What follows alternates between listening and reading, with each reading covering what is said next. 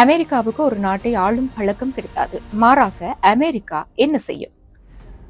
2026ஆம் ஆண்டு ஜனவரி 3ஆம் நாளே முழு உலக அரசியலையும் அதிர வைத்த ஒரு அறிவிப்பு. வெனிசுலா அதிபர் நிக்கோலஸ் மடுரோ கைது செய்யப்பட்ட விடயம். இந்த அறிவிப்பை வெளியிட்டது அமெரிக்க அதிபர் டொனால்ட் ட்ரம்ப். வெனிசுலாவின் தலைவருக்கு எதிராக அமெரிக்க படைகள் பெருமளவிலான ராணுவ தாக்குதலை நடத்தியதாகவும் அவர் வெளிப்படையாக குறிப்பிட்டிருந்தார்.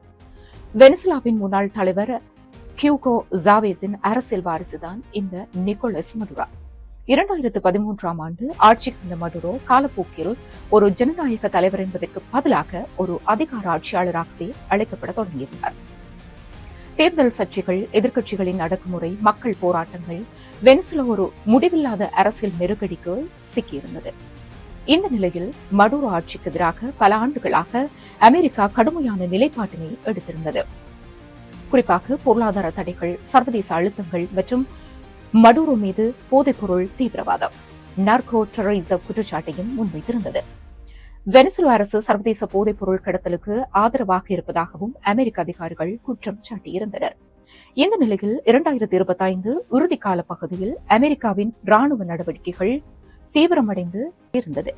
இந்த சூழலில்தான் அமெரிக்க அதிபர் மடுரோ கைது செய்யப்பட்டதாக அமெரிக்கா அறிவித்திருந்தது. அவர் கைது செய்யப்பட்டு வெனிசுலாவிலிருந்து விமானம் மூலம் வெளியே கொண்டு செல்லப்பட்டதாகவும் கூறப்பட்டது. இது சம்பந்தமான காட்சிகளும் புகைப்படங்களும் சமூக ஊடகங்களில் பகிரப்பட்டும் இருந்தது. மடுரோ கைது செய்யப்பட்டதன் பின்னணியில் வெனிசுலாவில் அரசு வீழ்ச்சி ஏற்படுவதற்கான சாத்தியப்பாடு உள்ளது. அதே நேரம் எண்ணெய் சந்தை, லத்தீன் அமெரிக்க அரசியல், உலக சக்தி சமநிலை அனைத்திலும் தாக்கம் செலுத்தும் சாத்தியப்பாடு காணப்படுகிறது. ஏன் வெனிசுலா மீது அமெரிக்கா தாக்குதல் நடத்தியது? இதற்கான காரணம் என்ன?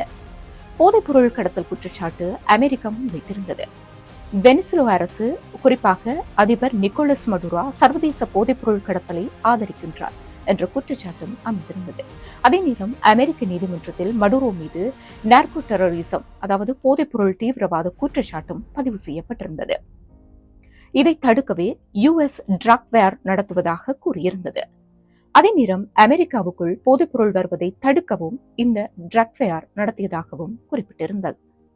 அதாவது ஒரு நாடுடன் மீது போரில்லை எனவும் போதைப்பொருள் கார்டல்களுடன் ஆயுத மோதல் மாத்திரமே என அமெரிக்கா அறிவித்திருந்தது. மடுரோ ஒரு அதிகார ஆட்சியாளர் என்ற குற்றச்சாட்டு அமெரிக்க பார்வையில் இருந்தது. குறிப்பாக தேர்தல் நியாயமில்லாத வகையில் வெனிசுலா அதிபர் தெரிவு செய்யப்பட்டது, எதிர்க்கட்சிகள் ஒடுக்கப்படுகின்ற தன்மை, ஊடக சுதந்திரம் இல்லை, மனித உரிமை மீறல்கள் போன்ற இந்த விடயங்களை வெளிப்படையாக அமெரிக்கா அறிவித்திருந்தாலும் உள்ளார்ந்தமான மறைமுக காரணங்களும் இந்த போராட்டத்தின் பின்னணியில் இருக்கின்றன. குறிப்பாக உலகின் மிகப்பெரிய எண்ணிக்களம் உள்ளது. ஆனால் அமெரிக்காவுக்கு எதிரான அரசியல் நிலைமை இதுதான். அதே நேரம் வெனிசுலா, ரஷ்யா, சீனா கூட்டணிக்குள் சென்றுவிடும் என்ற ஒரு பயமும் அமெரிக்காவுக்கு இருந்தது. ஆனால் மடுரோ ஆட்சியில் மாற்றம் வேண்டும் என்ற விஷயமும் இங்கு உள்ளடக்கப்பட்டிருந்தது. யுஎஸ்க்கு அரசியல் லாபம் இந்த ஆட்சி மாற்றத்திலேயே. லத்தீன் அமெரிக்காவின் அமெரிக்க ஆதிக்கத்தை பாதுகாப்பது, வெனிசுலா US இன்ஃபுளுயன்ஸுக்கு எதிராக சீனா, ரஷ்யா, ஈரான் போன்ற நாடுகளும் நட்புடன் இருப்பதும் இது யுஎஸ்க்கு நேரடியான சவாலாகவும் இருந்தது. அதனால் தான் கடுமையான வெளிநாட்டு நடவடிக்கைகள், வலுவான அதிபர் படிமம், சொன்னால் அமெரிக்கா சொல்வது போதைப் பொருளை தடுப்பதற்காகவும் குற்றவாளிகளை பிடிக்க மக்கள் நலனுக்காகவும் என்ற அடிப்படையில் காரணங்களை முன்வைத்திருந்தது. உலக அரசியல் பார்வையில் ஆட்சி மாற்றம், எண்ணெய் அரசியல், சக்தி சமநிலை, ரஷ்ய சீன தடுப்பு, ரஷ்ய சீன உறவு நிலையை தடுப்பது. இந்த கைதுக்கு பின்னர் சமூக ஊடகங்களில் பல்வேறு தகவல்கள் பகிரப்பட்டு வருகின்றது. குறிப்பாக அமெரிக்கா வெனிசுலா நாட்டை ஆளும் என்ற ஒரு கருத்தும் சமூக ஊடகங்களில் பரப்பப்பட்டுக் கொண்டிருக்கின்றது. We want democracy resorted, அதாவது ஆட்சி செய்வது இல்லை, ஆட்சி மாற்றம் தான் இலக்கு என்ற அடிப்படையில தான் அமெரிக்கா தன்னுடைய கருத்தை முன்வைத்திருக்கின்றது. அமெரிக்காவுக்கு ஒரு நாட்டை ஆளும் பழக்கம் கிடையாது. மாறாக அமெரிக்கா என்ன செய்யும்? தன் ஆதரவாளரை முன்னிலைப்படுத்துவது, இடைக்கால அரசினை ஆதரிப்பது, தேர்தல் அழுத்தம், பொருளாதார கட்டுப்பாடு போன்ற விடயங்களை முன்வைத்து, உதாரணமாக ஈரான், ஆப்கானிஸ்தான் போன்ற நாடுகளுக்கு இவ்வாறான செயற்பாடுகளை செய்துள்ளது.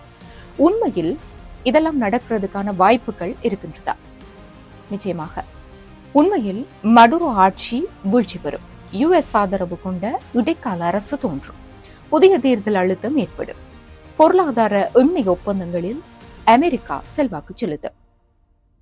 ஆனால் அமெரிக்கா வெனிசுலா நாட்டை ஆளுவதற்கான சாத்தியம் இல்லை. இந்த காணொளி தொடர்பான உங்களுடைய கருத்துக்களையும் கமெண்ட் பாக்ஸில் பதிவு செய்யுங்கள். அதே நேரம் இதுபோன்ற தெரியாத விடயங்களை தெரிந்து கொள்வதற்கு ஸ்டோரிஸ் யூ சேனலை சப்ஸ்கிரைப் செய்யுங்கள்.